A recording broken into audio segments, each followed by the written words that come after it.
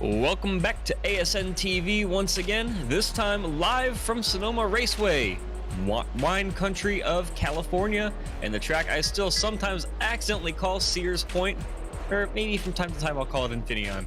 Anyway, we're back again for more GT Americas presented by Spark VR. This week we proudly present the Area 52 Designs Grand Prix. Ron, can you please unmute? Taking a look at this 2.5-mile road course, it's one of 5 layouts here in Napa Valley.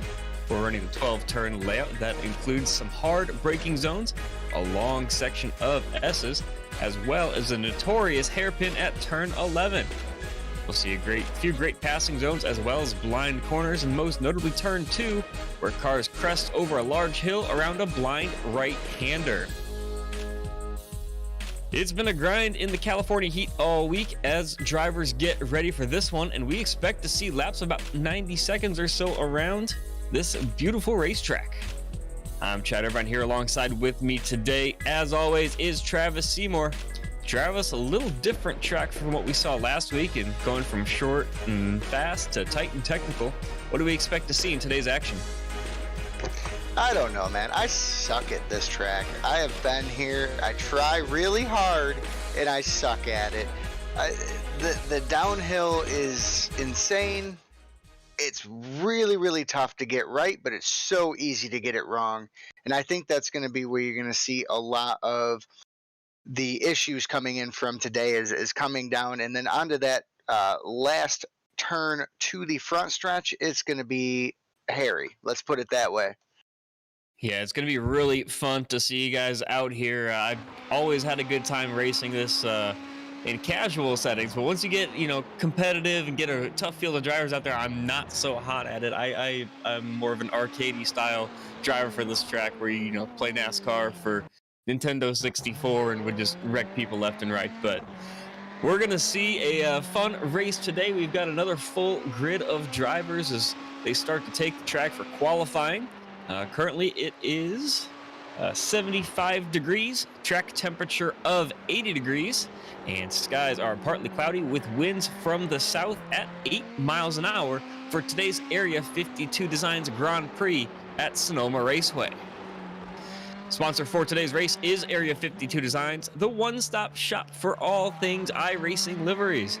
Area 52 Designs is a motorsport design company that specializes in sim racing designs along with doing real-world race cars.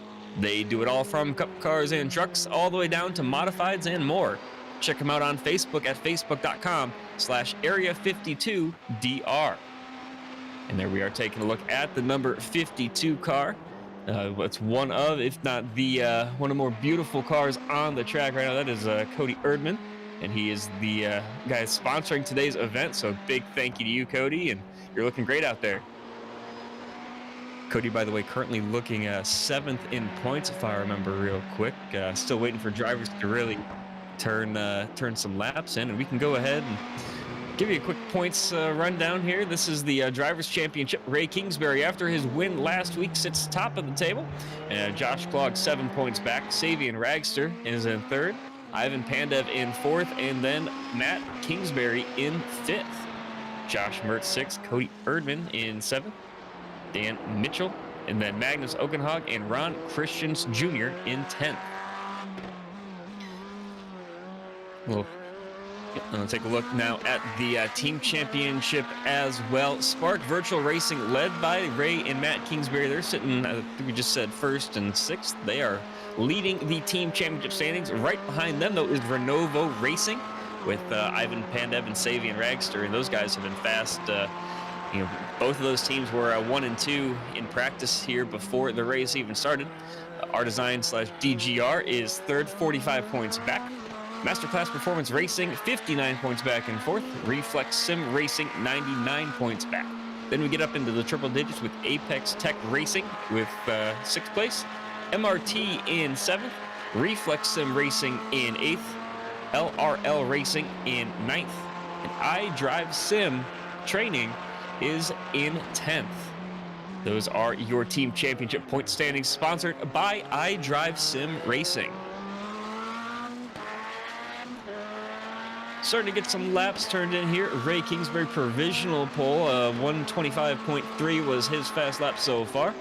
And that's half a second up on Savian Ragster. Michael Janney third, Matt Kingsbury fourth, and Ivan Pandev in fifth. So we see two of those Spark VR cars, as well as two Renovo Racing cars there in the top 5, as well as Michael Janney, who wraps it up being the odd man out in the Porsche. And I tell you, you know who's really going to come hard today? It's going to be Ivan. Going from first in the point standings to, I believe it was third or fourth there. I mean, you're going to see him want to make up some ground. I think we're about to see some him try to pull out all the stops to really get back into the top 3 there. Yeah, he really seemed to struggle last week at Lime Rock Park. He ended up finishing pretty far down the field. I think he finished 13th, if I remember right. I do believe it was double digits. Yeah, not the result he was looking for, especially, he really struggled there. He wasn't even in the top 8 throughout, and it looks like we had a little bit of a moment on track there during, that was for Ivan Pandev. Just as we go on board with him, he lost it coming around the long downhill left-hander onto the long back straightaway and really just, I guess, too hard on the brakes and just got the back end stepped out on him. I'm going to tell you right now, that's a good way to ruin good qualifying lap. And that's what I was saying this whole time. This track is so hard to get right, but it's so easy to get it wrong. And take a look now at Marwin Mofta, one of the multiple Spark VR drivers in this field. They've got the Kingsbury brothers, Mofta, Dan Ench, a couple of the guys down in the field as well. They do have their partnership with MRT Racing as well. So they have a large fleet of drivers that they're just throwing everything they've got at this track. Updating top 5, not too many changes. Still Kingsbury, Ragster, Janney, Matt Kingsbury, and then Ivan Pandev in 5th. As he makes his way back up the hill now. This is Josh Klog going up the blind right-hander. That's a really technical turn. You really need to hit your apex there, get your braking zone just right, because if you don't, you're going uphill, it's going to slow you down a little bit, but there is not too much runoff before you get straight into the tire barrier. I see him coming down through the long right-hill downhill section, and it's just really a lot of elevation changes. Really makes this course interesting. This is where we saw Ivan Pandev lose the back end of his car just a couple moments ago. He gets through there cleanly. Now you got a double apex right-hander before you get to the S's right here. You got to get on the brakes early, let it sweep out in the middle, and then just cut maybe a little tighter to make all the time out of that. But he's doing a great job really hitting these curbs, finding the apex, and getting every single inch of track, putting it to his use. Well, and that's where suspension setup is going to come in really big today.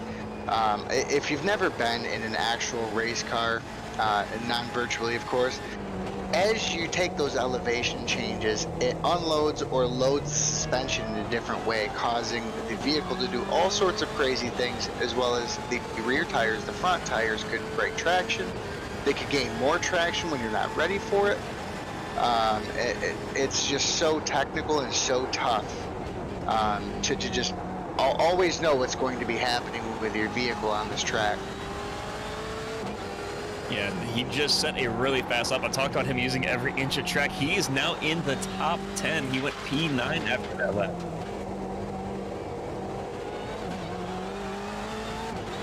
Well, he got an invalidation on that lap, didn't he? Looks like it's actually. Let's take a look real quick at some timing and scoring. So far, yep, it's still Kingsbury, Ragster, Janney, Matt Kingsbury, Ivan Pandev. 6 is Kieran Forrest. 7th, Ron Christian Jr. And then 8th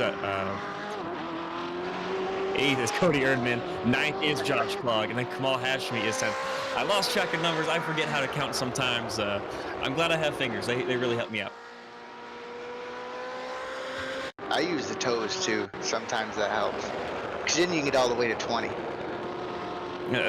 That's too many. I can't count that high. But what an interesting top 10. We've got even in the top 5, we've got 2 Corvettes, 2 Ferraris, and a Porsche, and then 6th and 7th are both Porsches as well. And then Josh Klog, who we were just on board with in 9th, he is actually the lone BMW in the top 10. Tell you one name that I'm a little surprised to see up here in the top 10 is Kieran Forrest. He's not been having the greatest season. He's usually been in the middle of the pack. So for him to drop a see 1, 2, 3, 4, 5, 6, he's 6th. I mean that's a really good. He must be really good on this track, and he was looking very smooth out there. So hopefully he can translate that into a top 3 or even a win.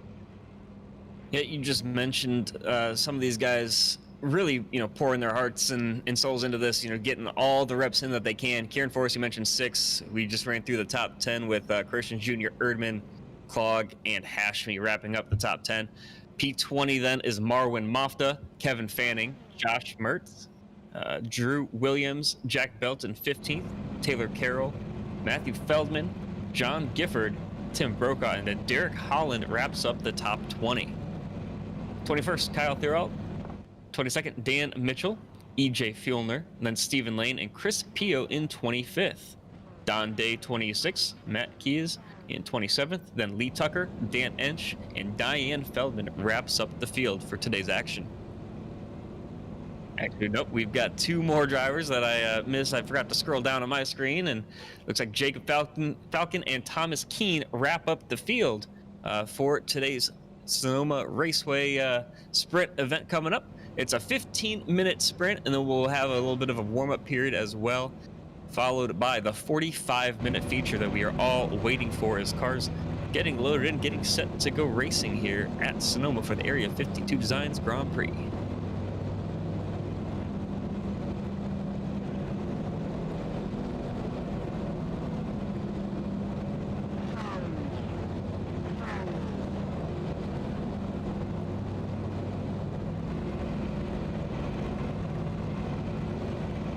We've got some beautiful cars out here. Taking a look right there at one of the Spark VR cars. That is Matt Kingsbury in the gold one. All of them really have a similar scheme to them, just different colors. You got Ray in the teal, Dan Ench in the green. I believe it's Marwin Mofta with the black and white design. And then you got guys like the Renovo Racing team. Both of those guys are completely identical as cars start to get rolling here. You see them with the zebra stripes with Pandev and Ragster. And they roll off in the top 5, and it's going to be interesting battle here between Spark VR and Team Renovo Racing.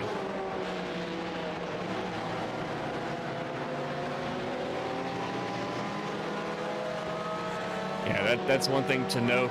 Thanks for pointing that out. Our producer Victor noticed it, but they do have different rims on the 2 Renovo Racing cars. You got black rims there on the 91 of Ragster, and then the chrome on Ivan Pandev's number 99.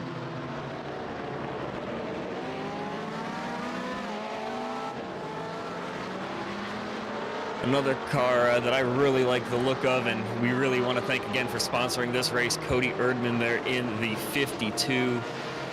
Just a beautiful car. He's puts all of his work there on Facebook. You see him there in the black and I guess you call it highlighter yellow car coming down the hill, and he's posted all of his designs on Facebook. You can contact him there if you want to get a car designed for you. So he does some really high quality, really great work. I'll also tell you too, a lot of these guys in this league have cars designed by Erdman. He's been really awesome with the, doing either low cost or cheap work for a lot of these other teams that maybe don't have technical expertise for it. He's just been a great competitor and a great friend to a lot of these guys, so that's something to note as well. Through the S's on the pace lap, we are going green this time by. They got a little bit of a ways to go here. Another thing, I know there won't be any pit stops, at least for the guys up front, but it's a very interesting pit road here as well. It comes around the hairpin, and man, that's a tight corner to get right, especially if your pit box is in that corner. Oh my God, I hate it. It seems like I always get that corner too. Anytime I race here, it's like, nope, you get that one because you're gonna odds are if somebody's coming in behind you, it's really tough for them to judge where you're going. God. Pace car is off, and we are green here at Sonoma for the Area 52 Designs Grand Prix. Ray Kingsbury gets the early jump going up the hill through turn one. Now you see this blind right-hander. It's going to be an interesting passing zone as we already have guys making moves through there. Further back in the field, got Josh Mertz up there in the yellow and blue Best Buy car. He's trying to make a move on, I believe that's Marwin Mofta right in front of him. So he's already picked up one spot, Josh Mertz has. Not a bad start if I don't say so myself. Anytime that you can get a spot without even completing a lap, that's always a good day. Now down the hill for the first time under green flag conditions. These guys are going to be pouring their hearts into this race for 15 minutes in the sprint event. There you see out front is Kingsbury, followed by Ragster and Janney.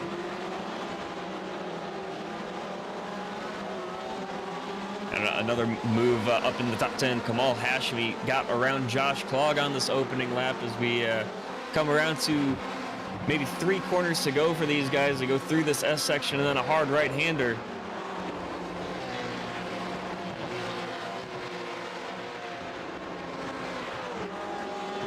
I'm really waiting for these elevation changes. I think we're going to see some people with these cold tires, maybe mid or backpack, possibly lose it coming up into these elevation changes here. Another thing to note is going to be the difference in the cars between this sprint race and the feature, because you know these cars are not running a full fuel load right now. They are on a partial and off track right there. I can't tell who that is. That's Matthew Feldman. He started 22nd or 21st, or 23rd, sorry, picked up a spot, and then now he loses all of that ground as he gets into the wall outside turn 2. And that's just what I was talking about in pre-race. You know, you get that corner just a little bit wrong, you see Josh Mertz making a move down the inside. Ooh. That's Cody Erdman, I'm sorry. Yeah, making a move down the inside. Kamal Hashmi. Yeah, that was Kamal Hashmi. Yeah, was it? Oh, it was Forrest. You're right. Kieran Forrest. Yep, crossover move gets that move done. And then, does Erdman have anything on exit? He does not. So he's got about 1.5 car lengths between them now, and they still have 2 cars right behind them in this little train. Now we're looking out the back of Kieran Forrest, coming through the S's at that beautiful Ferrari of Cody Erdman and coming through the hairpin. Looking now over at Josh Mertz and Marwin Mofta. That's Mertz in the yellow and blue Best Buy car. Right behind him is Marwin Mofta in that black Spark VR car as well. They're going to cross the line, go up through turns 1 and 2, and you know, the gap is kind of grew out just a little bit here between them. They were nose to tail a couple corners ago, but Mertz had a really great exit out of the hairpin and now pulled away by about half a second. Now here's a big battle. There's a car off track as well.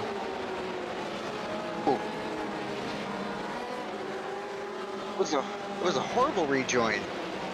Yeah, Jack Belton just getting back on track just in front of about 4 other cars. Somebody else off as well. I think that's one of the is that one of the iDrive sim cars? I couldn't tell. I'm not sure. I didn't catch it either, but yeah, that's a shame because 2 cars off there going up through turn 2. Oh, that was actually just a replay. Yeah, that was what happened to Jack Belton just a moment ago, and then he rejoined right in front of that gaggle of cars. We got another one. Josh Mertz included in that one. And we were just talking about how great that battle was. Was there more contact there from Mertz? There was. It's still going on. It hasn't stopped. Yeah, they got to wait for a gap in traffic, really. They might have some here. We'll take a look at the replay. They come through that long left-hander down the hill. They got a long straightaway here. It's Mertz and Mofta. It looks like Mofta got around Mertz. And he just clipped the curb and then collected the 44 car of Kieran Forrest as well.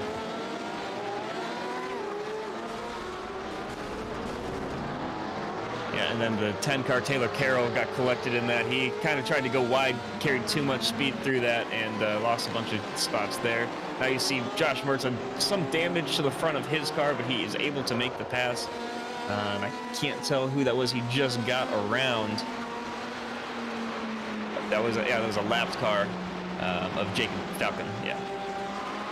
Now up the hill he comes once again with some damage up front, and it'll be interesting to see how that plays out throughout the rest of this 15-minute sprint race. It's going to be about 11 laps. We just completed the third, working on the fourth, under 10 minutes to go right now.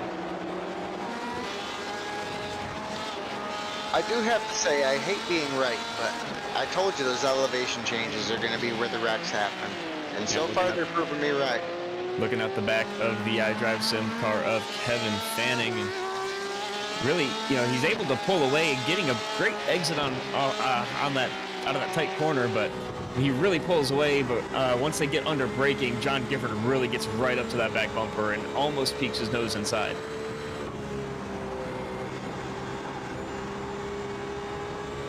There's some interesting battles all throughout this field. One of the, it looks like Josh Klog, Marvin Mafta is now trying to catch up to Josh Klog in the top 10. These guys are about 2 seconds apart on track. Maybe Mafta's able to close it down just a little bit. He just got around Josh Mertz before that incident took place that we were just looking at a minute ago. Able to keep his car clean because he got really aggressive out of the long left-handed downhill corner and got the move done. Thankfully, no damage to his car as he continues rolling. So up in the front of the pack here, by the way, you got Ray. He's actually increased that lead on Savian. Savian there the whole race so far has been kind of on his back bumper. Ray's been able to extend that lead out to about 1.5 seconds with Michael Janey and Matt Kingsbury both in tow, each trying to catch that draft and just get back up there to put a fight to him. And Ivan Panda in 5th place, about 2 seconds then behind Matt Kingsbury. Then they have a little bit of a gap behind him as well to Cody Irvine. So a couple gaps here and there throughout the field. The front 5 or 6 cars really starting to separate themselves from the rest, but also separate from each other. The closest couple cars are between Josh Klog and Marvin Moffitt, as I mentioned, and then Jack Belton and Kevin Fanning. This is Kieran Forrest and John Gifford as they go through across the line again. As we're halfway through this sprint race in the Area 52 Designs Grand Prix. So, I mean, give me your couple laps down. I mean, this is exciting. I mean, we expected some wrecking, but a little more than I would have hoped after last week. Yeah, it looks like off track there is Brokaw. He collects everything nice and neat, rejoins without any major trouble there to any other cars. He did look like maybe collect the barrier just a little bit on when he left the track, but able to get things going and keeps things pointed the right direction.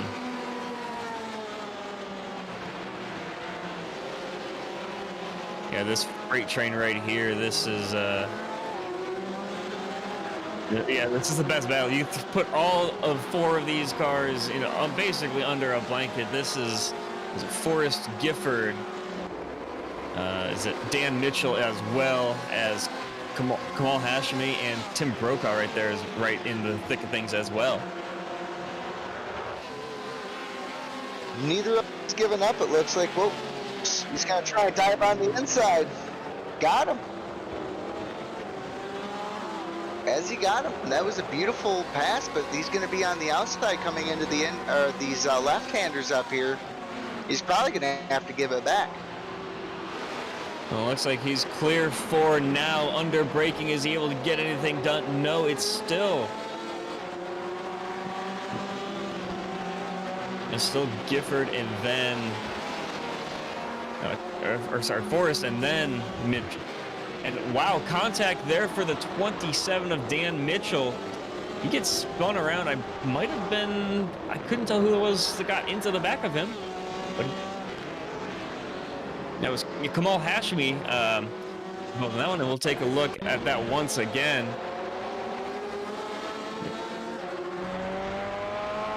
And take a look out the back end of his car, now on board. He clips the corner, goes wide, and maybe some contact. I'm not entirely sure, but he definitely clipped the curbing a little too much and unfortunately lost control there and ended up just in the gravel. I'm not too sure. He might have barely collected the barrier, but able to keep things rolling. It does look like he was pushing a little hard trying to go through there. That is a battle, and it's going to collect some people. Yeah, he did start in 29th, worked his way all the way up to 20th.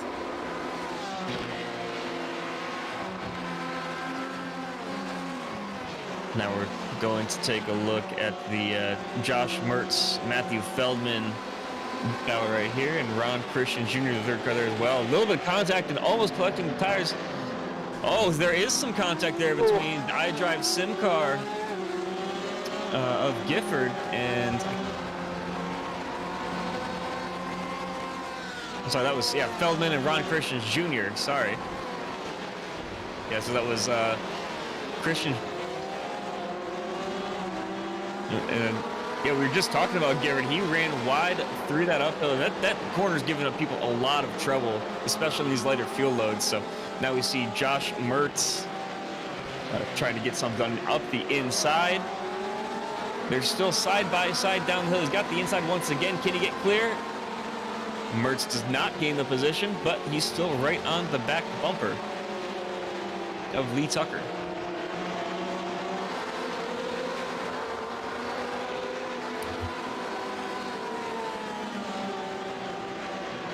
So just a side note here, we got Savian Raxter, who's I mentioned a little earlier there. He had Ray Kingsbury had him by 1.5. He's now within 0.3 of a second of Kingsbury, so Kingsbury's gonna have to do something. And we've seen this from Kingsbury before. I think it was not last week, but 2 races ago. He had about a 4-second lead at Laguna Seca. And then slowly but surely, I can't remember if it was Panda or Ragster, but they slowly grinded away at that lead, chipped away at it, and the Renova Racing team was able to get the win there. I believe you're correct. I believe it was Pandev and Ragster who both were managing to catch him and put the herd on him there right at the end, and he got kind of unlucky getting into that lap traffic. Yeah, it's really interesting to watch because Ragster under braking so much better, but these Corvettes get such a good launch off that he's able, Kingsbury's able to just pull that gap right back up because coming through that double apex right-hander, Kingsbury was barely, just barely keeping himself clear of Ragster, but now, and you see that there again through the S's, Kingsbury was much faster, and Ragster just under braking gets right back on his back bumper. Well, we heard Kingsbury last week talk about that the Corvette leaves a little something to be desired under the braking. But if you can get him on the straight, it seems to be the much faster drag race car than the Ferrari is. But that Ferrari, the braking is just so insane that you can just late brake just about everything harder than the rest of the cars. Yeah, and just as that gap closed up, it's starting to grow just a little bit, about 0.6 of a second, maybe not even that anymore between the two of them. But yeah, we see the gap growing, and we'll have to see what happens now as we look back at this Josh Mertz battle. He's right behind Drew Williams. So that's Drew Williams, Josh Mertz, and then Ron Christian Jr. right behind them as well. And I will confirm for you, Ray is pulling a little bit on him. He's got it back up to 0.5, so he's gained 0.2 of a second. Not much, but it may be what keeps him the lead through this. Locking up just a little bit right there, by the way. That was Gifford locking up, and Drew Williams able to get around.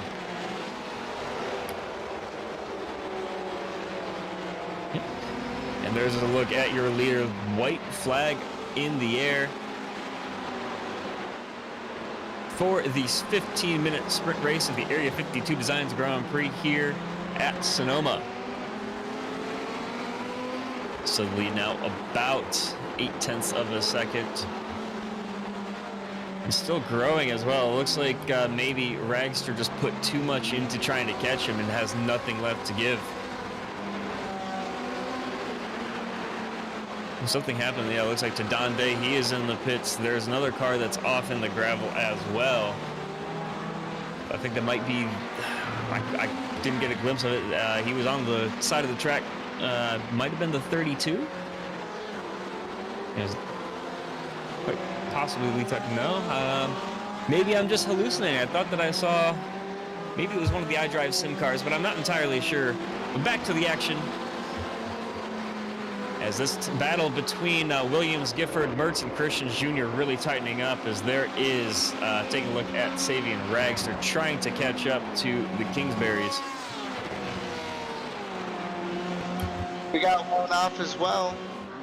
And battle for third there. That is Matt Kingsbury right behind Michael Janney. Tries to peek the nose inside. Can he get the launch? No, it's going to be Ray Kingsbury, followed by Savian Ragster, then Michael Janney. And Matt Kingsbury fourth. Ivan Pandev looks to wrap up your top 5. He does. And Cody Erdman, as we mentioned, Area 52 Designs Grand Prix. And that is Cody Erdman's company. Finishes 6th. Great showing for him. And then Josh Claude coming 7th. Marwin Mafta. And then Jack Belton. Yeah, Belton. Oh, yeah, Belton's out of gas. He is slow on track. He does have a bit of a gap to the cars behind.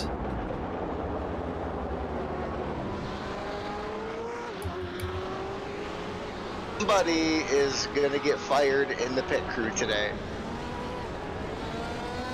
Oh, you can't completely blame them, but he's just limping it back. Every single car you see here is for position. And unfortunately, I think it might be just slightly uphill. Is he able to get it into the line before he runs or loses all of his momentum? We'll have to wait and see. And here comes Chris Pio. He's got some work to do, but you know that car is really slow, just creeping along, just hoping that there's 1 ounce of gas. And there goes Pio and Diane Feldman, I believe, or one of the Matthew Feldman. Matthew Feldman. Dan Edge. Yep, completely out of gas. He tows back to the pits, and that's just unfortunate. You know, racing so hard, was in line for a top 10 and just ran out of gas, and he looks frustrated with himself in the chat. Well, this is where it really becomes difficult, because what you're running in practice with maybe 1 or 3 teammates or 5 teammates isn't necessarily going to translate into the race day. You get pushing, you get the draft effect, you're pushing a lot harder, braking a lot later. That fuel just might not be enough that time, and here it wasn't. So waiting to see if we have yet another interview with Ray Kingsbury. Not sure if he's going to join us up here in the booth, but taking a look at the standings, Ray Kingsbury, then Savian Ragster, Michael Janney, Matt Kingsbury, and then Ivan Panda. So still 2 Spark VR cars and 2 Renovo racing cars there in the top 5. And we are going to be joined now by the number 25 Spark VR Corvette of Ray Kingsbury. Ray, do we just need to get you like a recliner up here? You seem to be making yourself very comfortable up here in the booth.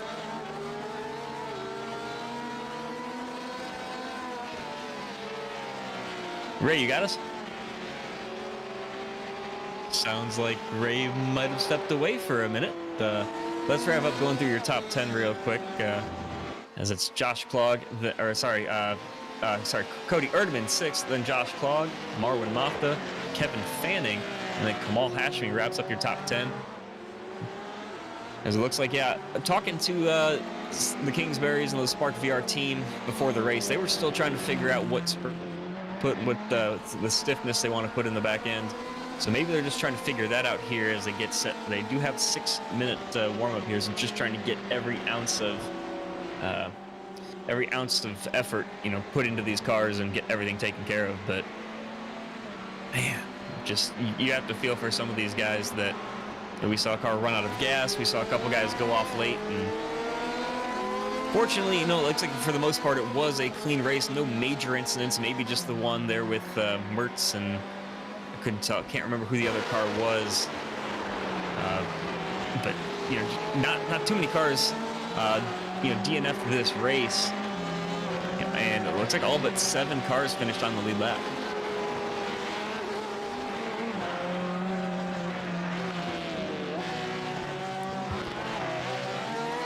And really have to feel for some of these guys as times are coming in under the full race fuel loads. It's going to be a little bit slower. We're seeing 126s, 125s in the partial fuel. Ron Christians Jr. just turned a 134. That was also his out lap, so could definitely see some more speed out of his car.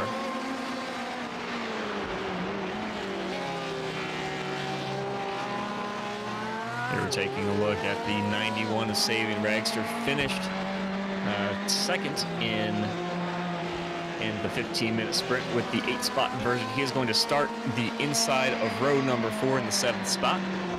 So your starting top pole sitter for the 45-minute main event is going to be Marwin Mafta, and Josh Klog and Cody Erdman, and Ivan Pandev and Matt Kingsbury, your top 5 on the grid. I do want to have a conversation about this. Wow, what a race. A little bit less wrecking than last week. Last week was just, let's not even go back there.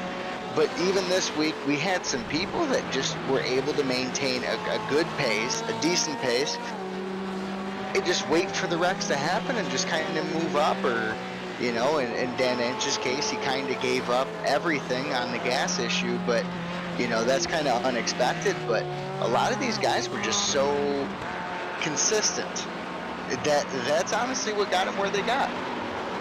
Yeah, and if that sprint race was any indication of what we're about to see,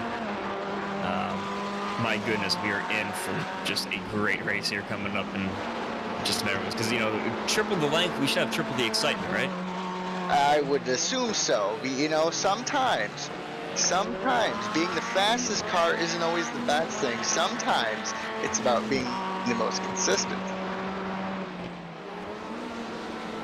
And a lot of consistency this season has been shown between, we've talked about it all night, but the 2 teams of Spark VR and Renovo Racing, those guys have just put on shows week in and week out. They're 1 and 2 in the points championship, in the team championship as well. Just putting on some great battles all around the track. Well, and I'll be interested to see if Ivan has made any changes to his setup for the vehicle today. It seemed like he was struggling a little bit, and last week he seemed really confident coming here. So maybe just a little bit of track conditions, maybe too hot, maybe too cold. It just wasn't lining up with his practice runs. So we'll see if he makes any changes, and he's one to watch. He could come up and surprise everybody. Yeah, for the first time this season. Oh, wow. Ray Kingsbury just went fastest in practice by over half a second over Sabian Ragster, if that pace is anything to go by. Under race trim, man, he's fast. Well, you know what? I might retract my statement then. I don't know it anymore. This is all crazy. I give up. I guess the one thing that we'll have to watch for, especially from Ray Kingsbury, because we've seen him do it a couple times this season, is he can get the lead, but how long can he hold it? Because we had we talked about it at Laguna Seca. We had it in the sprint race where he pulled away and did not give up the lead. Didn't give up the lead in the sprint, but unfortunately lost it. Not able to hold the cars behind off at the end of the feature race at Laguna Seca. Well, and the biggest thing, too, is it's going to come down to how the lap traffic works out. Sometimes it works in your favor, and sometimes it doesn't. 2 weeks ago, it didn't work in Kingsbury's favor. Last week, it worked in his favor. So there's that unknown variable. You can never know how that's going to turn out, really. Yeah, so we do, as I mentioned just a moment ago, we do have that 8-spot inversion.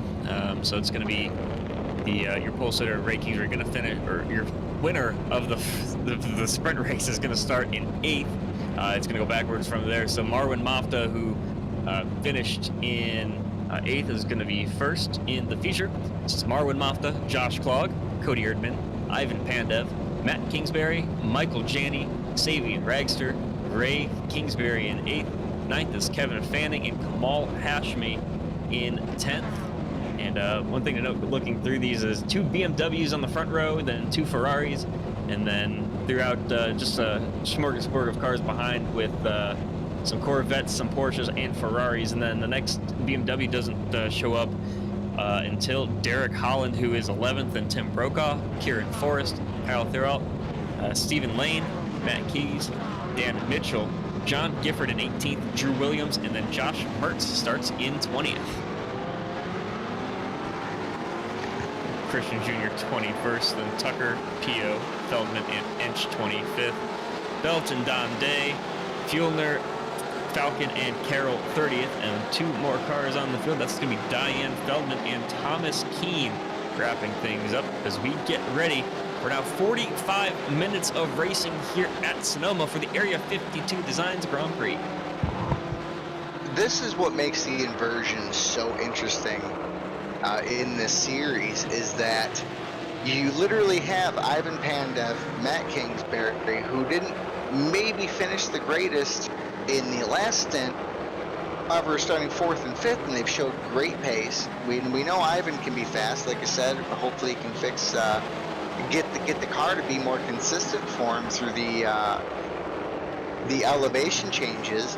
But Matt Kingsbury, he didn't seem to have too awful much of an issue, and it's really anybody's race. If he can get up out front, one of these two, they have a good chance of being able to lead most of the laps, or at least make a run for first today.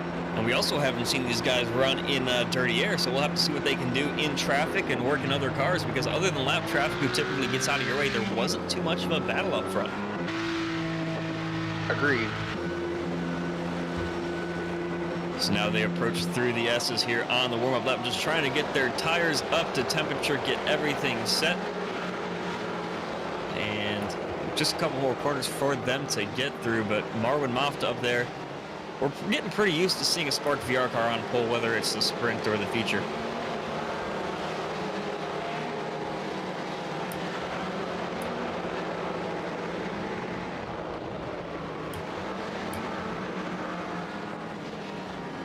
So a 45-minute feature here.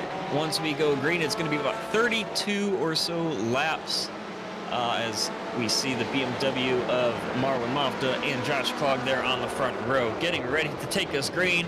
Pace car is away. And there goes Mofta, gets the early jump. We are now green going up the inside. Then Cody Erdman looking to pick up a spot. And he gets it done going into turn number 1. Now, up the hill they come. Things so far are clean. Side by side there through turns 2 and 3, further back in the field, but single file, basically the first 15 cars. And that is Gifford, John Gifford, the number 82 Porsche. That's just unfortunate to see. He had such a strong showing early, and something happened to Ray Kingsbury.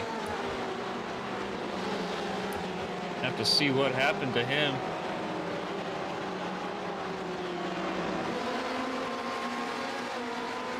Interesting. Thought that he might have lost a little bit of ground there. He did lose a spot to Savian Ragster, but was able to keep things pointed in the right direction. As now he just went wide, it looks like, and able to rejoin safely. Does lose a couple of spots, and he does have some work to do. Now, thankfully, he has plenty of time to do it. If you want to make a mistake, you want to do it early. That way you can kind of make up for it as the race goes on. But he's going to have to push hard the rest. Absolutely.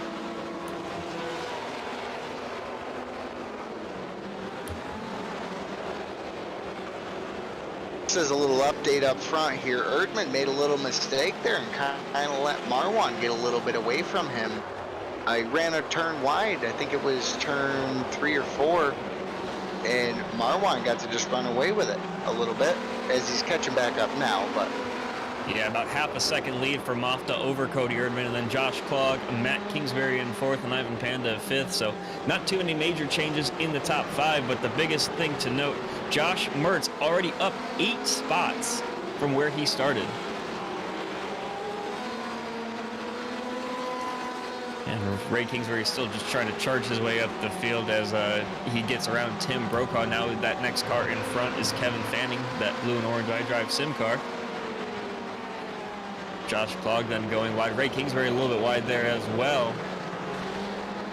Seeing some interesting battles throughout the field. We still have Marwin Mofta up front, but Cody Irvine really closed that gap down now. Basically 2 car lengths between them. That's 3, 4, and 5. That's Josh Clogg, Matt Kingsbury, and Ivan Pandev. And Cody Erdman, he was running in second. He's off track. And I don't know if he got into the barrier too much. There doesn't seem to be too much damage to his car, but he's just got to wait for a gap in traffic for him to... Oh, he definitely got into the wall hard there. No front end anymore on that piece of machinery, and that's just unfortunate. He was running so well, especially there in the sprint, and unable to keep things going for the feature. That's not a piece of machinery anymore. That's a beer can. Looks like he's able to keep things rolling. He just locked it up and went straight on into that tire barrier. And he going to come into the pits, probably just go ahead and retire the car. Might try to get some repairs and salvage some points, but because he was 7th, I believe, in points coming into today's race, and that's just unfortunate. He was able to get a decent chunk of points there in the sprint. The top 8 do get points for that as well. So doing the best that he can out there. Unfortunately, too much damage to be in contention anymore for the win, but we'll have to see what he can do the rest of the way. So Chad, I don't like to toot my own horn, but toot. Matt Kingsbury is coming on. Marwin Mofta pushes wide there through that long right-hander, and Kingsbury took advantage of that right away. So it's now Kingsbury up front. You know what? He just Mofta just lets his teammate go by, and then Josh Clogg in 3rd. Actually, looks like he got by, so now he's in 2nd. Now, it is fair to know that Matt didn't get that spot just because he ran wide. He had been gaining on him very fast, very quickly for the last 3 laps. So, I mean, I think he was going to give it up anyway. It was just a matter of when.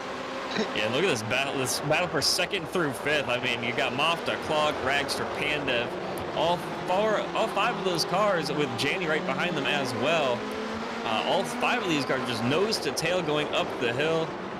And I mean, you're going to have to see, some of these guys are starting to get a little aggressive. We saw Panda peek just to the inside of Ragster up the hill, but, not close enough to actually make a threat to it. But these Renovo racing cars, running currently 4th and 5th, and they're pushing real hard, especially right here behind Josh Clogg, because they, and Josh Mertz goes wide. There's another car off there as well. And we'll take a look back at what happened to them just a moment ago. Mertz, we saw him make a mistake there in the sprint race, and unfortunately he seems to have made another one here. I think he might have just missed his braking point going up the hill. There was another car behind him that was off as well. Was there possibly some contact? Nope. Yeah, he just locked it up, and the back end stepped out on him. Able to keep things rolling. There was another car there you see off as well, but fortunately there was no contact between them, no damage to either car, it looks like, as we go back to live, taking a look there at the number 80 car of Derek Holland. That was the other car that was off in that incident. So Marwan just let Clogg past him, as Clogg was a lot faster. However, I don't think he intended to let Sabian Ragster through as well. Sabian Ragster blipped him right behind Clogg, and these two actually could make a run on Kingsbury, who now has a gap of 2.4 seconds. Yeah, Ray Kingsbury still just charging his way up through the field.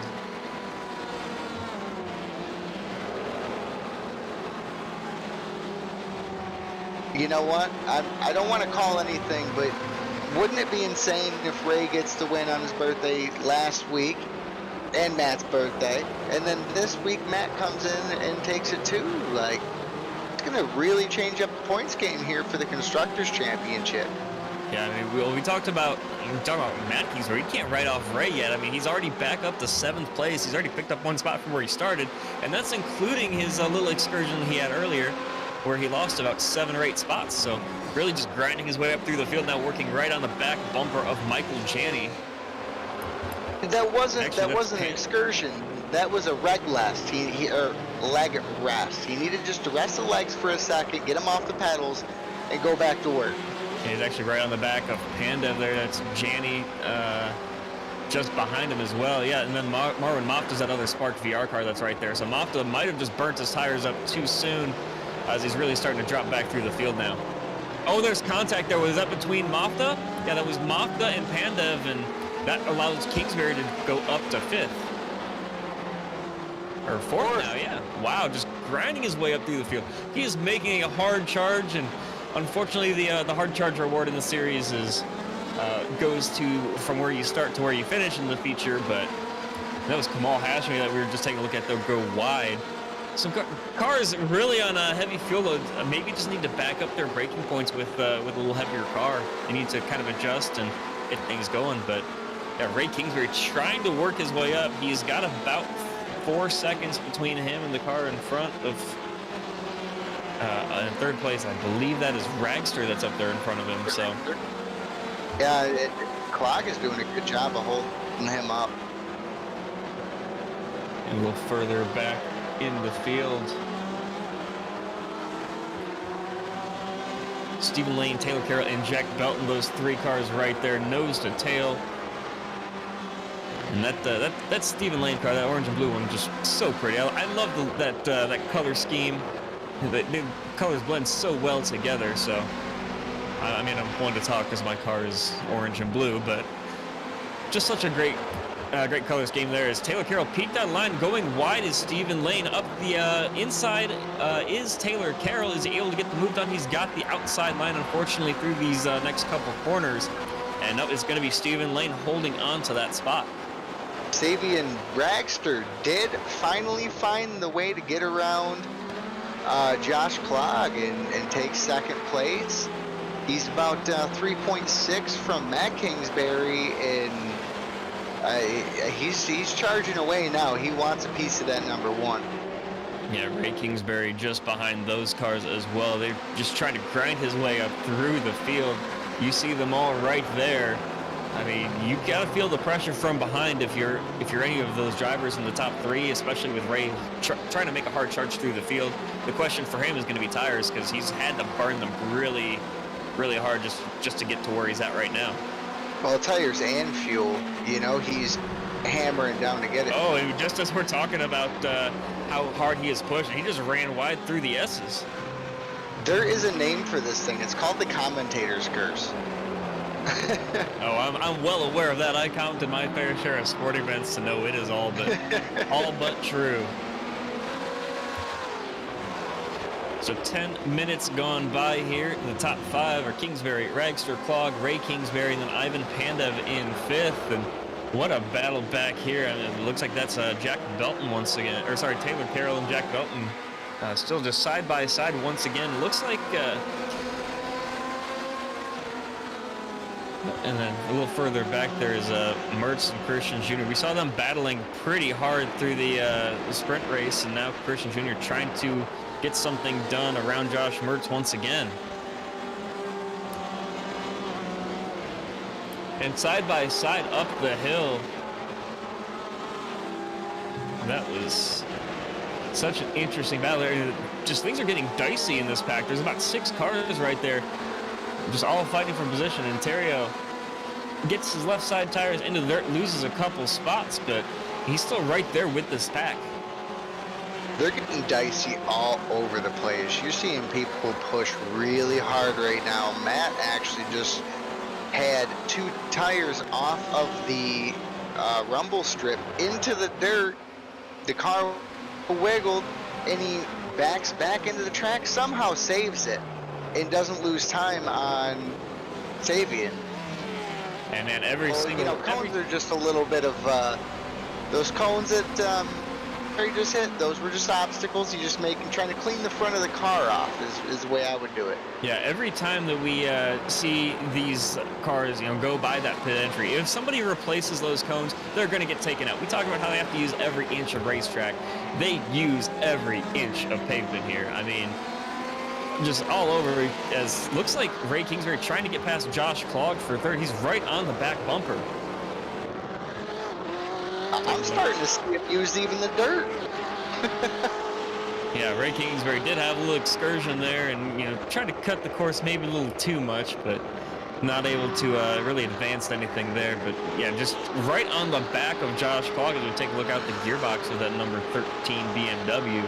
Started P2, and now he's in third, maybe looking to go fourth. But yeah, Kingsbury right behind him, and he's got some work to do then if he wants to catch back up to Ragster, because they're about 1.5, 2 seconds behind. Absolutely. Consistency.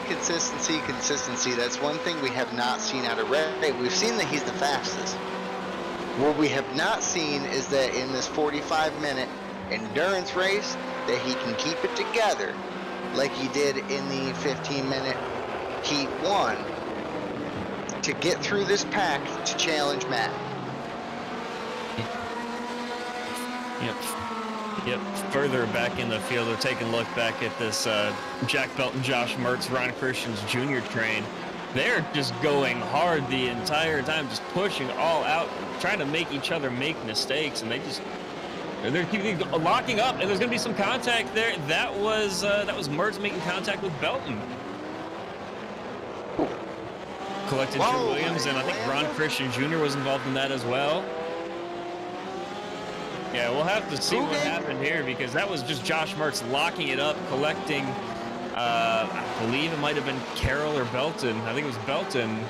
Mertz missed his braking point, trying to dive it up the inside of one car, collected the next one in front of him, and just unfortunate for all parties involved, because looks like Mertz got away pretty clean. Just sends it up the inside. There were 3 wide there, and completely cutting that corner was the 5 car of Drew Williams, and he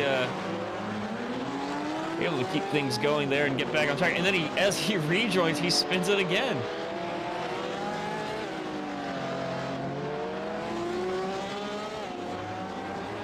Did we check the drivers for alcohol before they got on the track?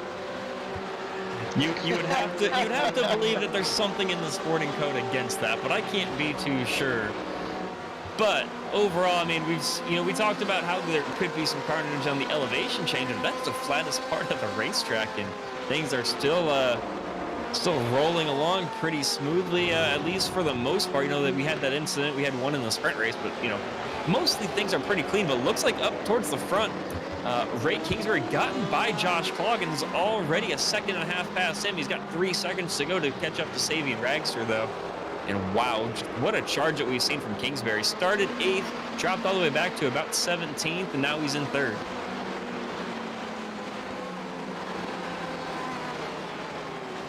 Now coming down the hill, you see there Kingsbury, but we'll take a look a little further back in the field there. Kevin Fanning in the 911, working with 903 of Tim Brokaw. These 2 cars, nose to tail. What a battle between those 2, and I believe that's Kamal Hashimi just out in front of them as well. Yep, that's Hashimi, Fanning, Brokaw, and Kieran Forrest in that black number 44 behind them as well.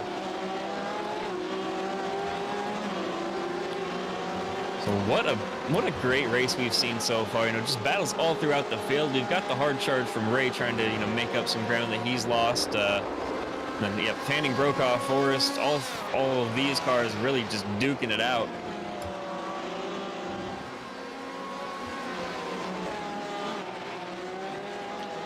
Further back in the field is Chris Pio and Don Day, and I believe it was Day that locked it up going through that long right-hander. Does lose some ground to Chris Pio as they come back around. And unfortunately, yeah, it looks like Don Day is actually 2 laps down, maybe? No, sorry, I'm looking at the heat results from the sprint race. He was 2 laps down in the sprint race, but no, he's still on the lead lap here. That's Don Day in the red and black car, and then looking further up in the field there, that is the 99 of Ivan Panda, working with Michael Janney right behind, just battling it out here. Michael Janney really trying to just crack that top 5, but Ivan Panda not letting that happen. It looks like Ray Kingsbury even further up front is taking 0.5 second off of that gap to Savian Ragster, and The gap from Ragster to Matt Kingsbury just in front of him is now 0.7 of a second.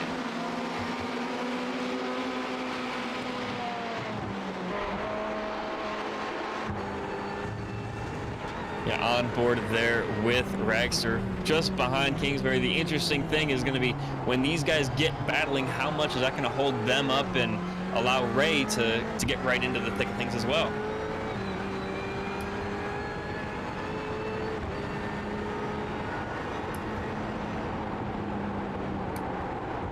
A little further back now, we're going back to the 903 of Tim Brokaw, Kieran Forrest right behind. Looks like Fanning is pulled away just a little bit, put about 7 or 8 more car lengths than he had before on these two, and they're really going at it. Going up the hill here, long right-hander of turn number 3.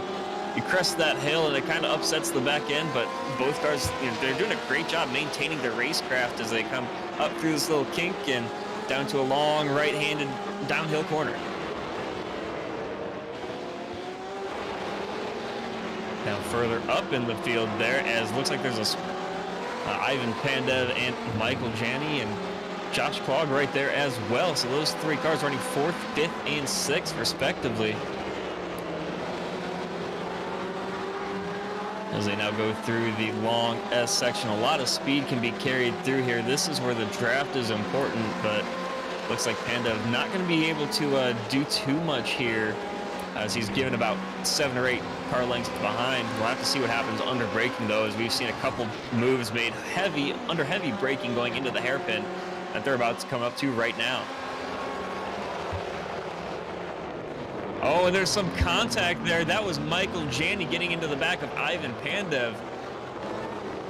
He's able to, just a little contact with the back end, and it looks like slowing up is going to be, giving up the spot there is going to be Michael Janney. Great sportsmanship there.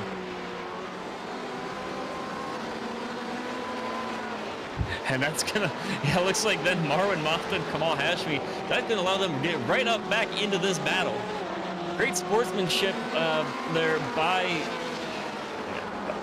Janney, and just unfortunate to see how that transpired. But and now we got Josh Klog really starting to pull away from that group. But yeah, now we talked about the freight trainer cars. It was Mitchell, Brokaw, and Carroll further back. Now it's Janney, Pandev, Mafta, and Hashmi of the group to watch.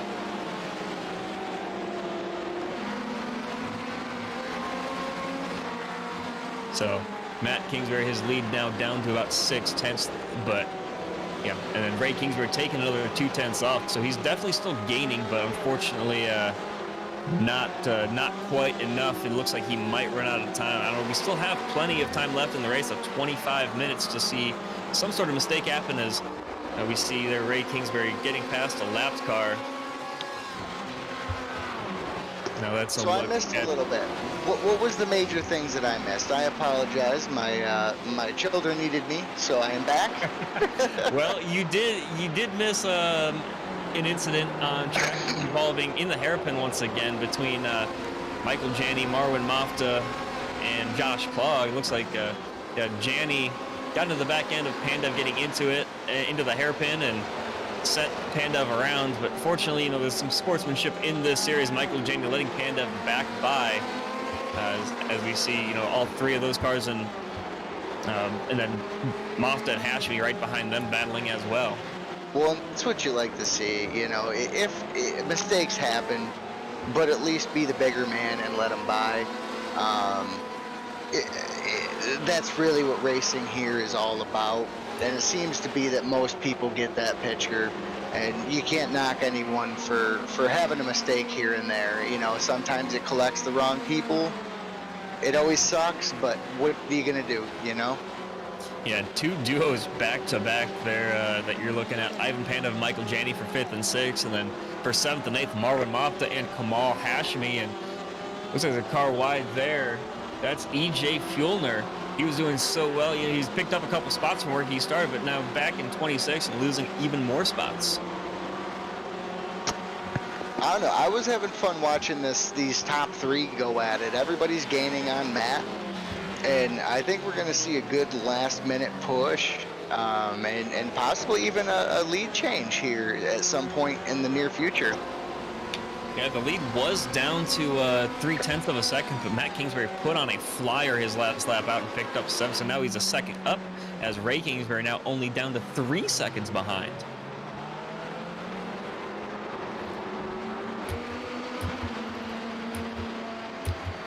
Looks like something has happened to Kevin Fanning, by the way. To Marvin Mofta, as he's lost some ground. He's now back in 9th. So he's now battling with Kevin Fanning and Kieran Forrest for 8th, 9th, and 10th on track. Michael Janney, that 913 car, got around the 99 of Ivan Pandev as well. There's a come down. They've got a long straightaway here across the drag strip, but getting that move done was in great time for Michael Janney, and able to get around and have some speed here. See what he can do with clean air. You've got nobody out in front of him. See what kind of moves he can pull off. Well, and the big thing is, I wonder if there's some damage to Ivan that is you can't see, because that is a thing. It does happen where you get suspension knocked out of whack, and it doesn't always go in your favor. A lot of times it means it pulls to the left, it may pull to the right, the rear end may not want to sit right. And I think that's what we're seeing here with Ivan, because he was actually running fairly fast and at least consistently with all the leaders. And we're just seeing him kind of fade here at this point.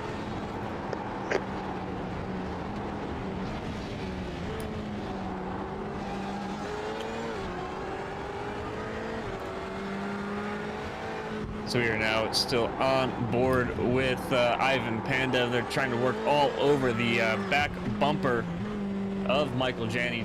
Take a look at there at the ticker, losing 2 spots in the race. He started 4th, now running 6th, and Janney started to pull a little bit of a gap on him.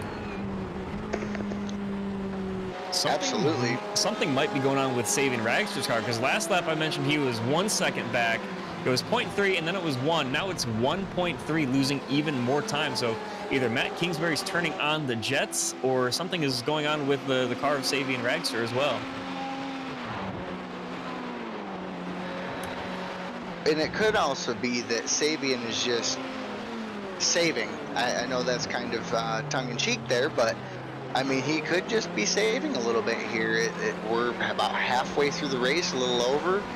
So it's not over, and he knows that. You know, if he can save that little burst of speed, them extra 0.5 on a lap for the end, he has a good chance to still get him. Still 20 minutes left in the race. We do have a couple of cars that have decided to retire. That's Feldman, Matthew Feldman, Cody Erdman, and Diane Feldman. I'm getting my Feldmans all mixed up, because Josh Mertz looks to be out as well. You know, I think there's a medicine for that when you get your Feldmans all messed up.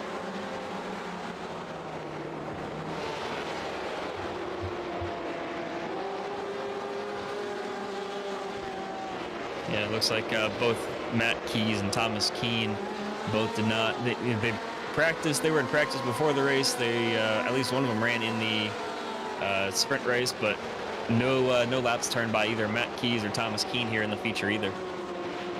It also, looking here, I'm listening to the pit chat here. It looks like Josh Mertz has parked it as well.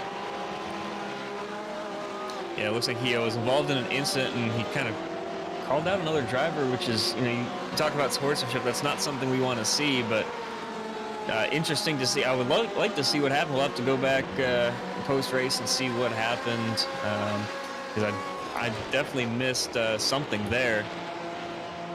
But gap now 1.2 seconds up front. Closest battle on track basically is still this Janney versus Pandev battle, and even that's grown just a little bit.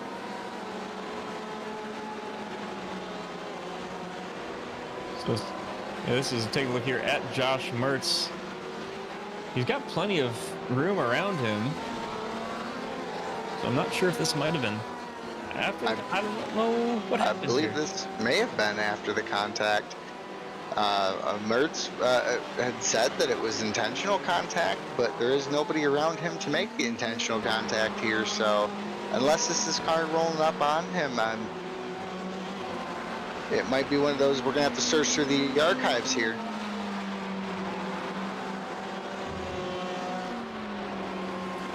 Going back to live action here. A lot of the really close battles that we were watching earlier kind of have fizzled out. I guess the closest one here is Kieran Forrest and Kevin Fanning, or this was taking a look a little further back in the pack actually. Yeah, this is we've said his name a lot tonight, but yeah, Gifford Williams Christians Jr. is the one that I've it's really been putting on a show here, trying to work his way around cars. Lee Tucker losing his back end, and he goes over the hill and far away. It's a sharp drop off there. He's got to work his way back down through a little ditch, and he's back on track safely. He's gonna. The next car right behind him now, Chris Pio, right on his back bumper. Is he going to be able to make a move, or? I mean, I think that we all kind of realize that this far into the race that Pio is not the faster car of these two. Lee Tucker is, was running in that faster group the entire time, and maybe a little dirt on his tires though, because Tucker got a little wide, maybe lost the back end just a little bit there. But looking further back up into the pack here, that was John Gifford.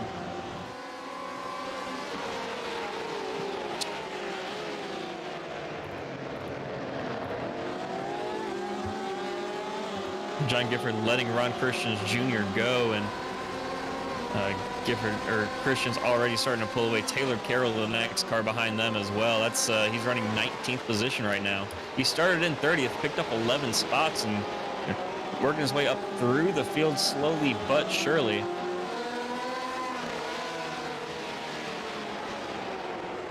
Yeah, good thing to note is he was involved in that incident in the sprint race as well.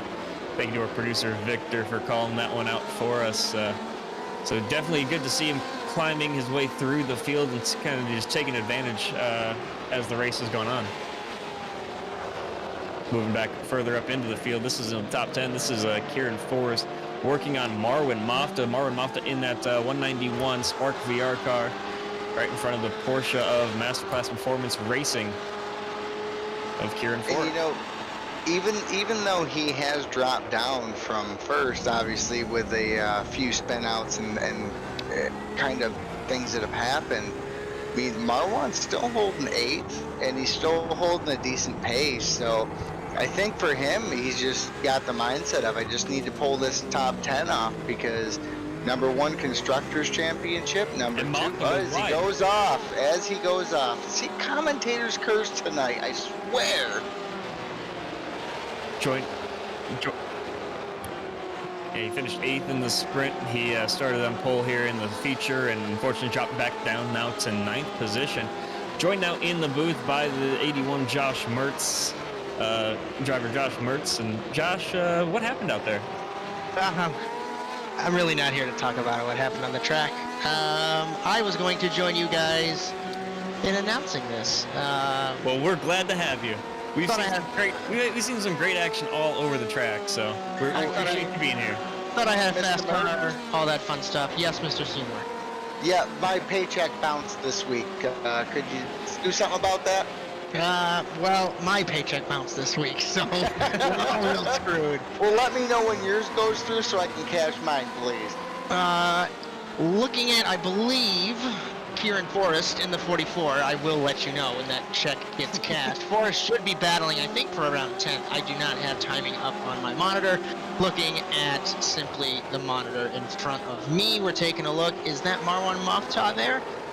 Behind, it looks like they're lapping Dan Ench, but Chad Irvine, you would know a little bit more than I would. I pretend to, at least. Yeah, that is Dan Ench right there. That's Forrest, and then Dan Ench or Mofta, got. Mofta, looks like he was cut off just a little bit there by Ench, so he had to check up and lost a ton of ground to Kieran Forrest, and really just charging hard through the field are these guys. Up front though, Ray Kingsbury. Now, Yeah, Sabian Dragster cut half a second into Matt Kingsbury's lead, and Ray Kingsbury down to 2.3 seconds. So interesting to see him still continue to just grind away at that lead. We'll see what he can do. There's about... Go ahead. I'm sorry. So Ray Kingsbury chopping 2/10 off of Matt's lead there that lap. Just slowly but surely, Ray just churning out these fast laps. Mertz, you were the most experienced, I think, of all of us here. What's the tire fall off here at Sonoma? Whoa. Come on now. At least in the Corvette that I was running, it really didn't have any tire fall off. It would, honestly, my car was coming into its own. We were really getting gripped up there. And then, you know, what else we won't talk about, but the car gets gripped up really well. It only really burns off when you spin the tires, and luckily the traction control with these cars, depending on the setting you run, obviously reduces that tire wears. Matt and Ray on fire tonight so far. I hoped that I was up there, but a botched qualifying run really hindered that. Looks like that is Ragster in the 91. Behind Matt here, you see Ray getting very close. We were battling. I was following Ray through the field. Earlier on, dropped the left rear on the dirt and decided to try and mow the lawn. Discovered that was not going to work. So here we are. I would say we've seen drivers, you know, mowing the dead grass. We've seen drivers taking out those cones at pit entry every single lap. The ground crew here is going to have a lot of work to do. Carroll spins another competitor. Wow. Drew Williams, it looks like, got spun.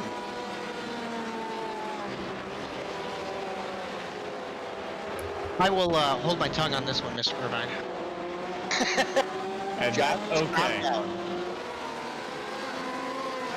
Looks like just under braking a little bit of contact there. Yeah, Drew Williams getting into the barrier.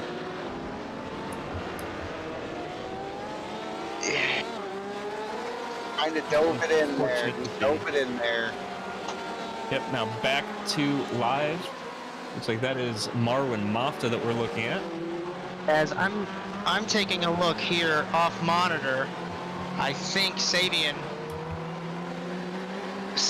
something happened to the 91 gentleman, because he gave up a huge amount of time. I'm taking a look.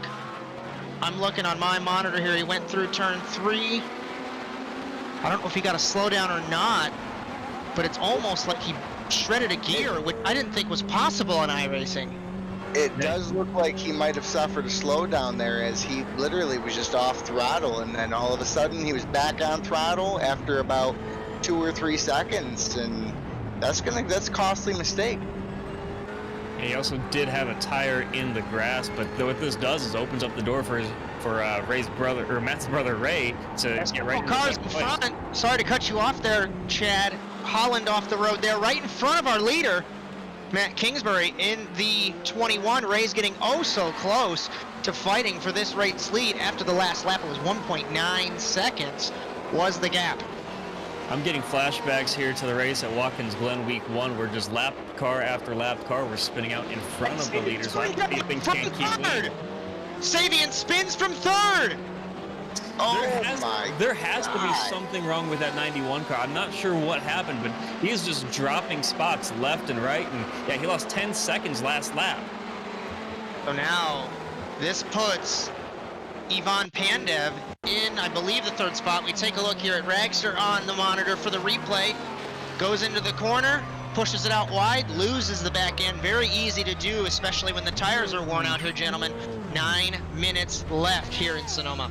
You have to wonder if that car stopped on the inside. You know, maybe just a little bit of a distraction, maybe missing his braking point, or where he picked up the throttle and just lost the back end. And yeah, as you said, just easy to do that here.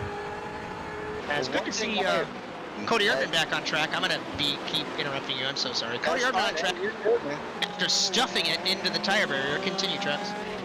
I was just gonna say, you know, at having raced with these people, it is really tough to make that mistake. Get back out on that track, not lose too much, and then push too hard, and you end up dooming yourself to finish worse because you were pushing too hard than just trying to be a nice conservative, I'm going to get back in this. The gap for the lead right now down to 1 second. Ray every single lap as there's another slow car off wide there.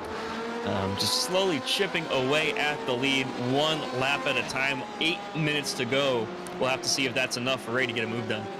One thing I do want to say here is Ray, oh my God. This guy is unlike my love life. He can lose girlfriends left and right, but he can still move upwards. This is crazy. Ouch, throwing the daggers out here on the broadcast is Travis, but Savian Ragster, we saw him have the issue and a couple issues so far on track. He's down to 7th place. That third podium spot now opened up for Josh Klog and Michael Janney 4th, and top 5 is Ivan Pandev wrapping up that top 5, his Ragster's teammate for Renovo Racing. As the last lap motorsports, Spark VR cars, the brothers, the Kingsbury brothers out front. Matt ahead of Ray, 2/10 up this last lap. We got Lee Tucker in the way in turn 1 here, gentlemen. We'll have to see. The gap was 1.2 seconds at the line this last lap, and if Matt cannot dispatch Lee quickly, or if he does that right in front of Matt, this is going to get interesting. And Lee Tucker is the last car on the lead lap, now losing that lap to Matt, but we'll have to see if that opened the door at all for Ray, as he's just chipping away 1 lap at a time. Ray is close. Ray is close. So close.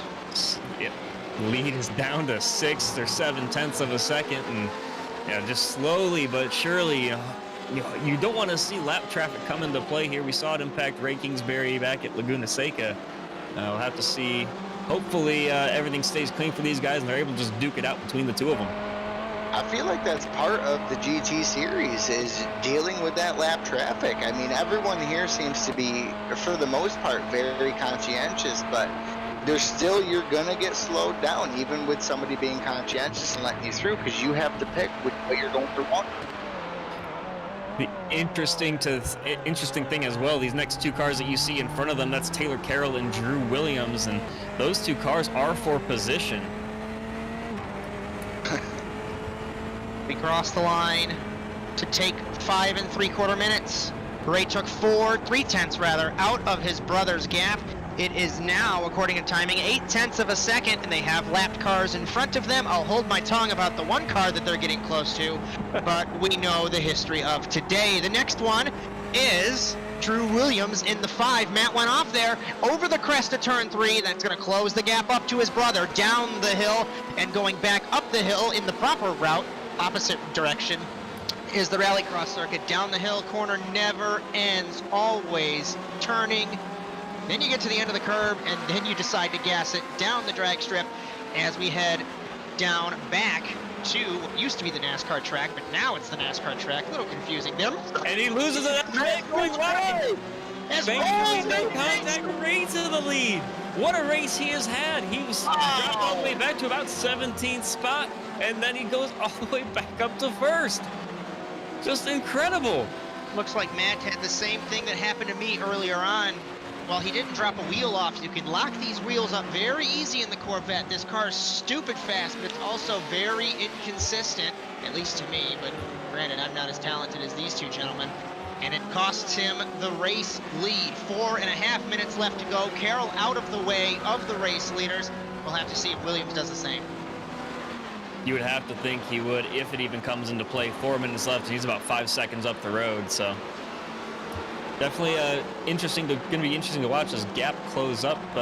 As now these 2 leaders then have 17 seconds behind them to 3rd place Michael Janney, and he's got about 2 seconds to the car behind him. Josh Klog fighting for that last podium spot. No disrespect to Klog in that BMW car number 13. From what I was hearing from Ray and Matt on the team channel, the 13 really wasn't on pace today, so we can tell that he isn't, as Janney was able to get by him and pull away considerably, I would say within a lap or 2. If we take a look up front here at this gap just for a moment, Matt is losing time, hand over fist from Ray. At the line, it was 0.8 of a second. He lost 1.7 seconds, and I'd say the gap probably over a second, maybe a second and a half now. As director in my ear, Victor Valley. Thank you, sir, as I'm still not used to hearing that voice when the stream cannot hear it, but 1.3 seconds is the gap as Ray comes up on Drew Williams. We come to 3 minutes to go, gentlemen. I will not talk over your finish here. I'm just hanging out. Well, thanks for being here, and thank you for the help, Josh Mertz. Unfortunate to see what happened to you in the race today, but hey, there's always next time, and we wish you the best of luck at my home track here at Indianapolis. Kind of my home track, too. I'm only 2 hours from you, so we'll hope that we get a good race there. Williams goes off the road, and on that note, I will see you guys later. Later, Mertz. Love you, buddy. Love you, buddy. Thanks again to Josh Mertz joining us, driver of the Corvette, Best Buy Corvette for MRT Racing. So special guest there in the booth. Now, Michael Janey's gap is about 2.2 seconds out the back to Josh Clogg. Panda has had something happen to him because he was right behind Josh Clogg, but unfortunately lost 2 seconds to him as well. So not too many battles here towards the front of the pack. But moving back just a little bit, Kevin Fanning and Marwin Mofta battling for 9th and 10th. Really pushing hard there. That's Marwin Mofta in the Spark VR with LLM. Right behind him is the iDrive Sim training of Kevin Fanning. Mofta just a little bit wide, doesn't quite get the apex there through that right-hander. As in the next car behind them is Dan Mitchell at green cars for position as well.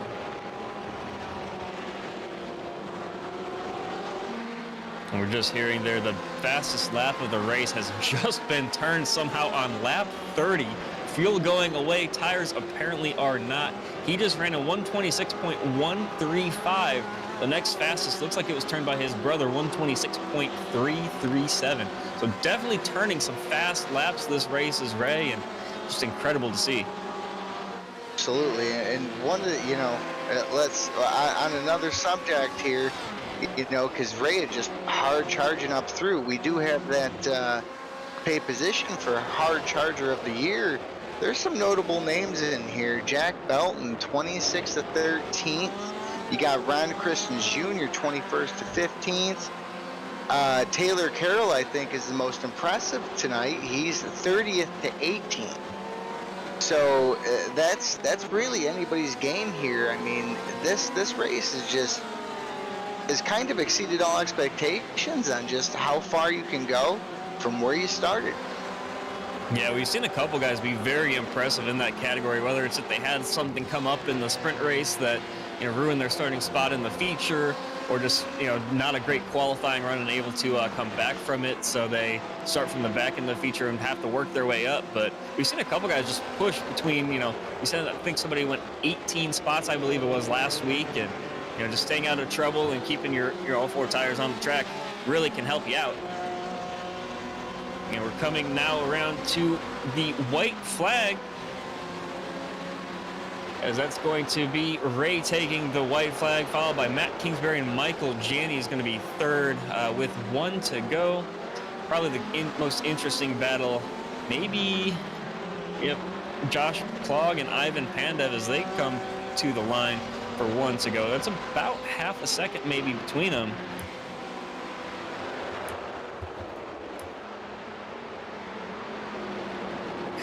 Coming up the hill, it's half a second faster last lap was Ivan Pandev than Clogg. Have to see where he's able to make a move, though. There's a couple great passing opportunities. Is he going to send it into the final corner? They do have 3 or 4 cars right behind them as well, so if something does happen, if they do spin or drop a wheel, they will probably lose 1, if not multiple spots.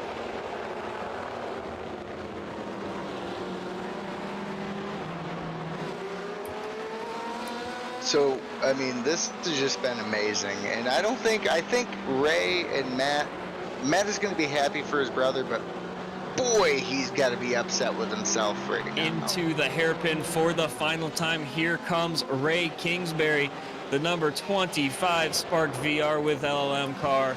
He's got a decent 1.5 second gap last lap to his brother. What an incredible race. That has to be one of the performances of the year, as his brother takes second here at Sonoma. I know I'm going to videotape it and rewatch this. This was amazing.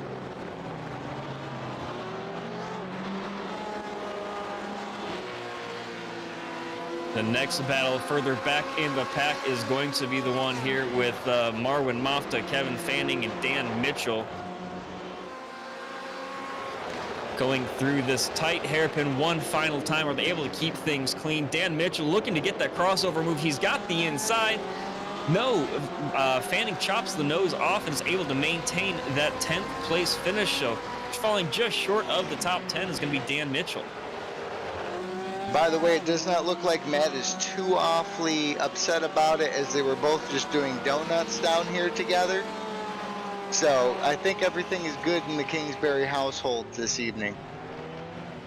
I'm sure if they had a seismometer or whatever it's called, they were setting off an earthquake with their cheering and stomping and celebrating, man, because they got to be. I know those guys get real hyped up on emotion, and they were just getting real psyched, I'm sure, by the end of that one. Oh yeah, especially finishing 1-2. The team points that they just got, that's going to change some things. That's huge. Yeah, I mean, the next, you're talking about Team Renovo Racing. They were running second in the team championship. Their highest finisher was Ivan Panda finishing 5th and Savian Ragster finishing 6th. So they're definitely going to be able to pull a gap there. And yeah, just great racing. We saw, Michael Janney, the only Porsche in the top 5. Just great to see those guys. It's one of the more infrequently used cars here in the series, and great to see one of them here towards the front of the field. And I coming back with Michael Janney just did exactly what I had said the whole race for both of them. Consistency, and what did that lead him to? A 3rd place. He wasn't quite the fastest car, but just being that consistent, I'm going to stay out of traffic, I'm going to stay out of danger, leads to a 3rd place from 6th. You can't argue with that. And we're now going to be joined by the driver of the 913 that you were just talking about, Michael Janney. Michael, what a great race that you had. You started 6th, worked your way up to 3rd. Not able to catch those Kingsbury brothers. They were way ahead of you guys, but what a great race you had. What are your thoughts? I feel like I was pretty consistent tonight, but unfortunately for the people in front of me, they ran into some lap traffic issues. So, I defaulted into 3rd. I think I was in a solid position prior to that. And, I'm happy to get my first podium of the season because I've worked really hard to get here. I just sort of liked it to be more racecraft rather than mishap in front of me.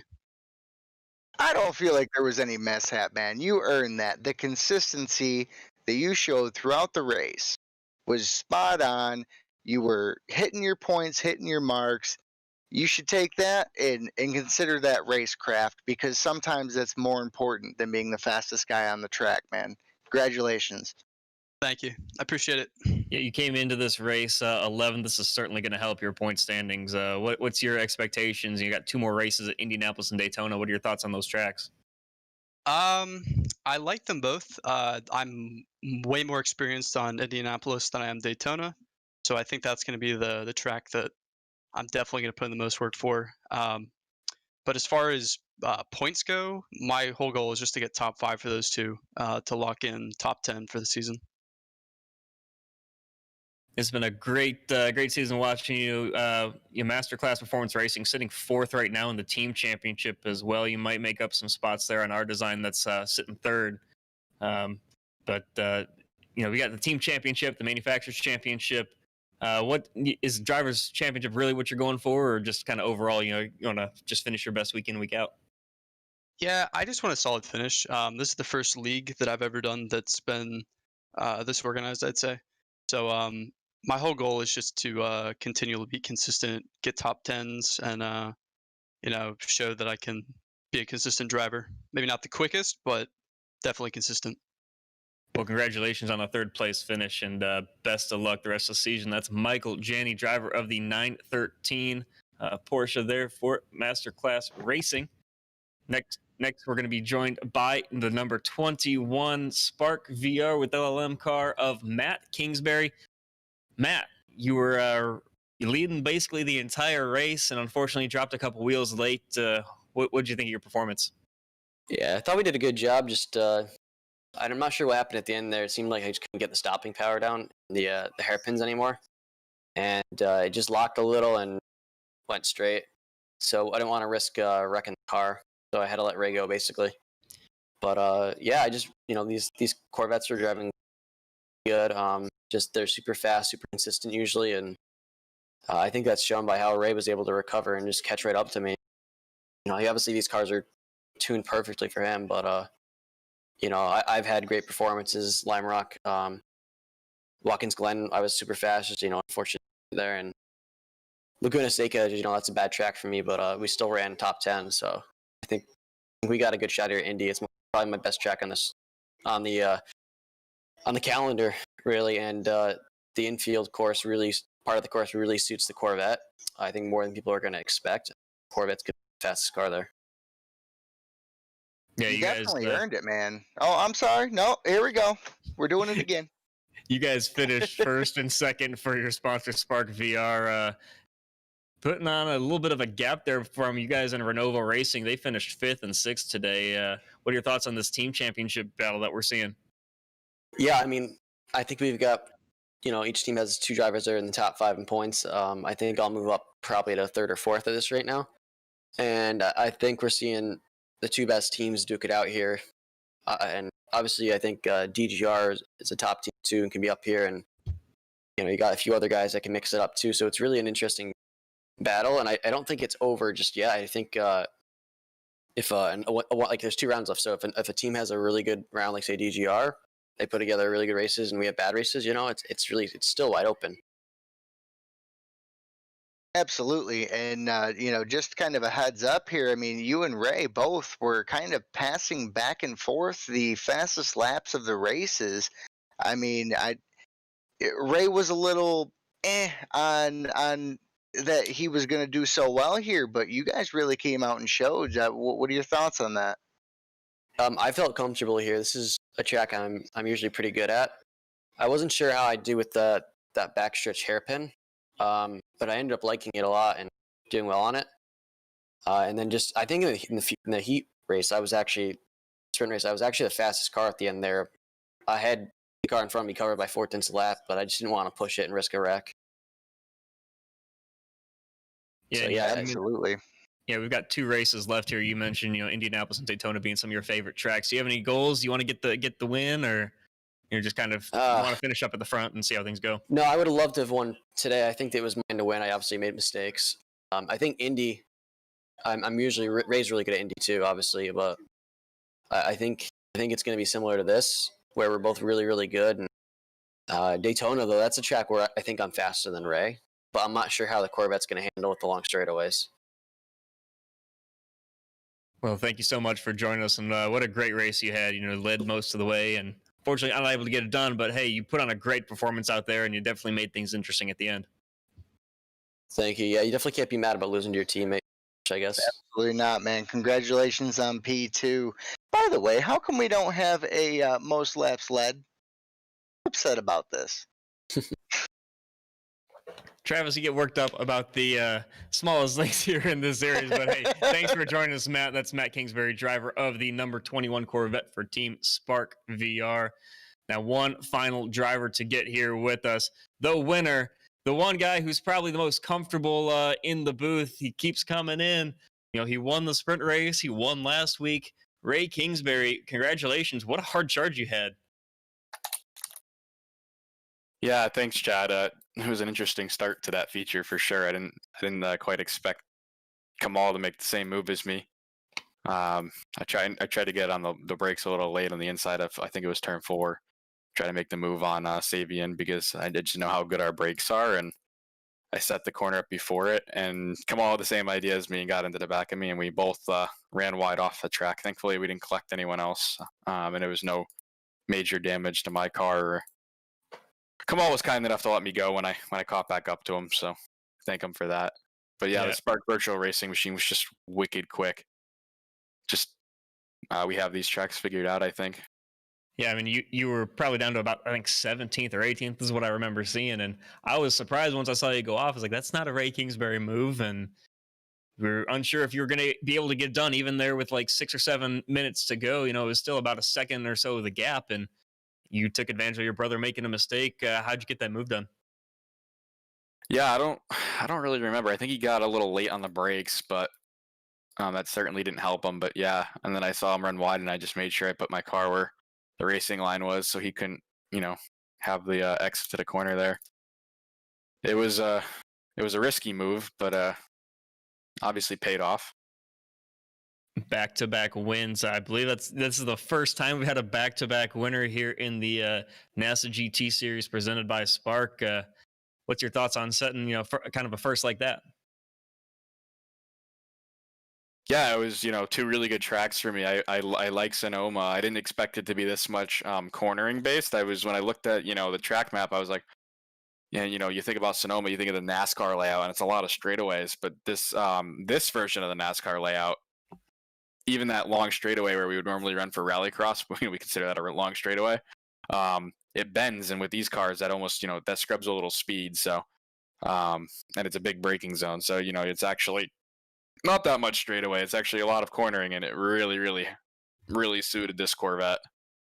Yeah, we talked to your teammate about it just a moment ago, and I guess I'll ask you about it as well. Those Renovo guys, they still finished 5th and 6th, but that's struggling for them. This is the first time in a couple of weeks we haven't talked to them post-race as well as you guys. What's your thoughts on pulling away even more in the team championship as you had a 19-point lead coming in? You're going to build on that here. Yeah, happy to gain some points. I know that those guys are definitely going to benefit from the longer tracks, the Rovals that are coming up at Indy and Daytona. Indy's personally like my favorite road course, so in the IndyCar it is. So I'm feeling good about that track. I have a lot of laps there, and I know the line really well. So I'm hoping I can get a good result there. And then Daytona, we'll see what happens. That's always toss up. And I'm going to say I'm still waiting for the modern version of the Indianapolis road course to come to high racing. I think they were supposed to rescan it this year, but that ended up falling through because of obvious reasons. But overall, you've been dominating this season so far. That's your second win, and you've had 2 top 5 otherwise, as well as some great finishes in the sprint series. So you got the Sprint Cup you're doing very well in. Do you have any lofty goals, or what are you looking forward to other than maybe hoping to get that championship? I don't know. If I win enough of the sprint races and I start 8th, is that enough races for me to make it? And I'd have to win every feature, obviously, but can I make it up for the Hard Charger Award? Or is that a stretch? That's a lofty goal, right? That's looking good. You'll have a long way to go to make up ground there, but that's I guess one of the unfortunate parts about starting up near the front every single race. I mean, you did come into this 11th in the Hard Charger Award, so I guess that's something for you. Yeah, I mean, I think our goal is to win a drivers' championship for this season, and if we can win the team championship, that would be extra. I'm not saying we're not focused on the team championship, but there's only 2 of us, and if something happens to one of us in a race, it could really be detrimental. So. We'd like to win it, but we're not. If something happens, we understand the drivers' championship is what matters the most. So. Now, Ray, if you win the next one, I'm just saying I'm gonna have to put a chair here in the booth with me and Chad that has your name on it, because you might be cheating at that point, and I think we need to start tearing down the vehicles and seeing what you got working under the hood there. Yeah, I think Chevrolet's got to give us a little bit of a different damper package, because there's still more time to find in this thing, but I'm limited by what my tools give me. I mean, you were fastest there in qualifying and practice as well by about half a second. But hey, congratulations to you, and thanks for joining us, man. Thank you. Congratulations on first, Ray. Keep it up, Appreciate man. it. That was Ray Kingsbury, driver of the number 25 Corvette for Team Spark Virtual Racing with LLM.